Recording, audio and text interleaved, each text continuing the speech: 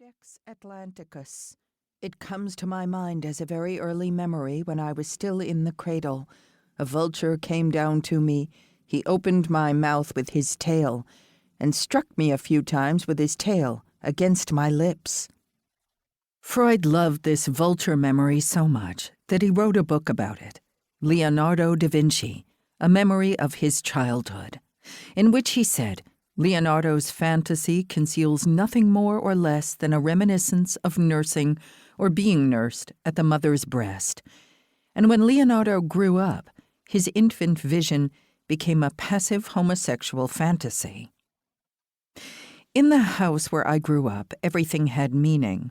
Unconscious meaning, double meaning, hidden meaning, manifest meaning, latent meaning. Thanks to Freud, nothing was what it seemed. The finger might well be a phallus or a bird. The mouth, toothless, might be a threatening abyss. Hakuna Matata? Never. Vagina dentata? Could be. My dad had a shelf of Freud's writings, which he applied liberally to our lives. He labeled his wife's and his daughter's emotional outbursts hysterical. They weren't. We were trained to be on the lookout for unconscious motives, always there. We were schooled in sussing out the latent criticism behind remarks, jokes, even compliments. We're not paranoid, we're realists. When I took up rock climbing, I was diagnosed with a death wish. No dream went unanalyzed. No gift horse's mouth went unlooked in. My childhood was a world of fizz and buzz, toil and trouble. Anyone who didn't see all the stuff churning under the surface of everyday life was a damn fool.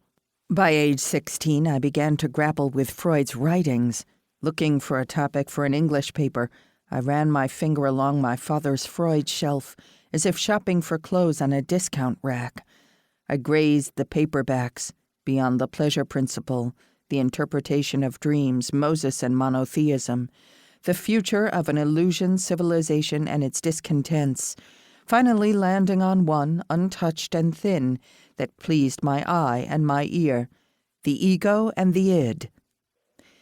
It wasn't really the best choice. I liked the exotic title, but the insides were a scientistic mess.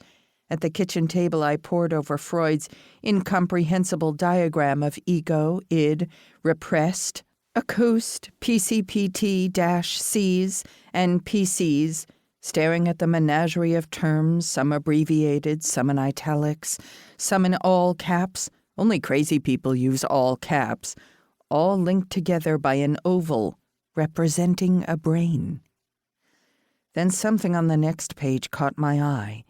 Freud noted that the ego sported a little cap of hearing, an acoustic helmet, and wore it awry. How jaunty!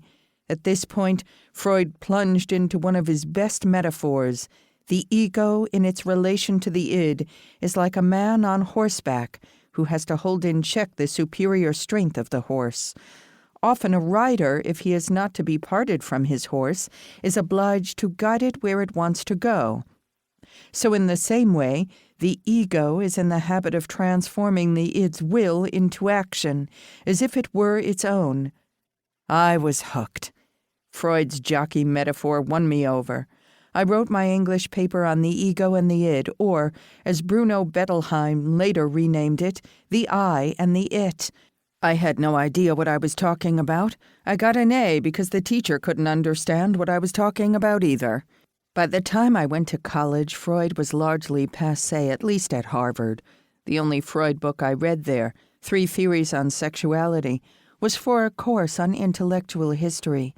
Meanwhile, the Harvard Department of Psychology and Social Relations was, as far as I could tell, populated by sadists. Lurking somewhere in that department was the behaviorist B.F. Skinner, the king of controlled environments, so-called Skinner boxes, where pigeons, rats, and even people were coaxed by positive and negative reinforcements to do whatever they were conditioned to do. I never took a psychology course. It all seemed god-awful.